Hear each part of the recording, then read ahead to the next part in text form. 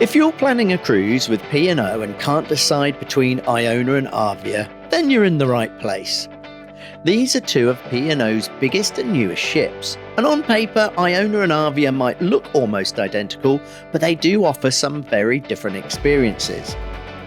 Both cruise ships are modern, stylish and packed with some good features, but they have some key differences you may want to know before you choose, from itineraries and activities to dining and atmosphere.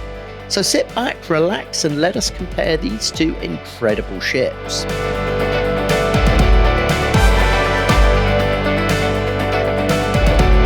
So let's start with the basics. Both ships are part of P&O's XL class, both run on LNG fuel and both carry in excess of 5,200 passengers with around 1,800 crew. Size-wise, Arvia is slightly bigger, but you'd never notice that unless you looked at the technical specs. The real differences are in the design and experience. One of the biggest of these differences is where these ships sail. Iona was designed for cooler climates, mainly travelling to the Norwegian Fjords, Northern Europe and the Canary Islands, which is why it has a fully enclosed SkyDome, but more on that in a mo. Arvia, on the other hand, was built for sunshine. It spends winters in the Caribbean and summers in the Mediterranean and Canary Islands, and this difference affects some of the ship's features. One of the most noticeable design features is the SkyDome. This is a glass-covered pool area by day, and then it's used for entertainment in the evenings. On Iona, the SkyDome is fully enclosed, which is great for those cooler, chillier days in Norway. But on Arvia, the dome has a retractable roof. This small but significant change makes Arvia feel more open and suited for those warmer and sunnier days.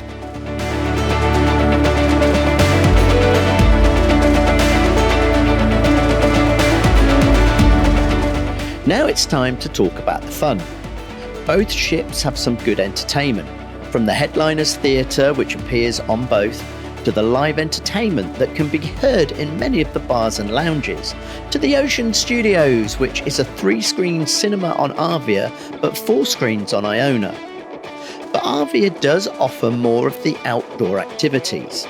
One of the biggest additions is the altitude skywalk, a high ropes course with an additional charge giving you views of the sea. You also get a mini golf course which is included, which Iona doesn't have. And if you love a challenge, Arvia features mission control, again for an extra charge, which is a high-tech escape route.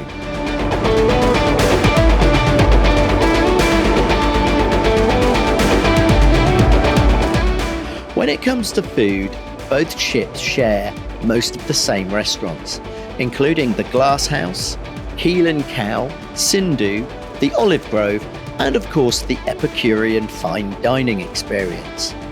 But Arvia has something Iona doesn't: 6th Street Diner. This is a 1950s American-style eatery with burgers, shakes and waffles. And also Green & Co., which is a plant-based specialty restaurant, which again Iona passengers don't get to experience. Now if you find this video helpful, then please just hit that subscribe button for more cruise information. Thank you. On the whole, both ships have the same deck plan, but there are some obvious modifications due to the differences already mentioned.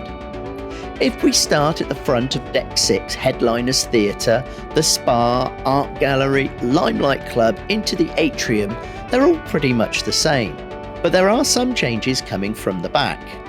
They both have the same lower level main restaurant, albeit a different name, but as you move down the corridor, you have the Opal restaurant on Iona replaced with the Olive Grove on Arvia.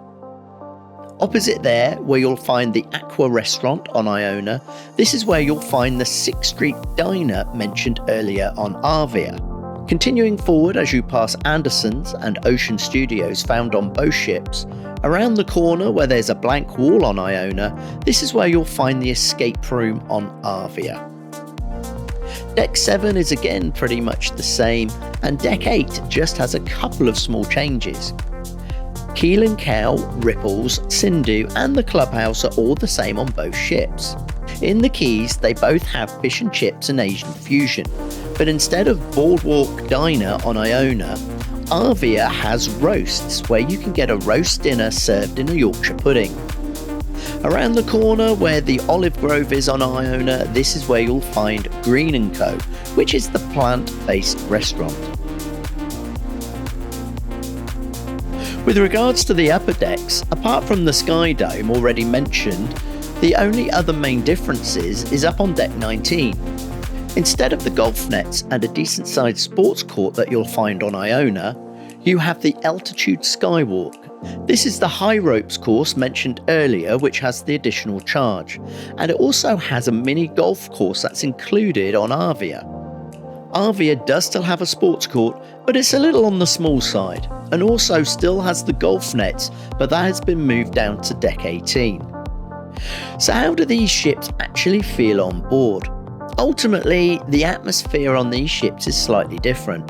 Iona feels a bit more enclosed, which is great for scenic cruising in the cooler weather. However, Arvia is more about the sunshine and a resort style vibe. So if you like a bit of sunshine and open air activities, then Arvia may be the better choice. But if you prefer indoor entertainment and scenic sailing, Iona might suit you more. So which one would you pick? Just let me know in the comments, and if this video's helped, please give it a like, subscribe and hit that bell for more cruise content.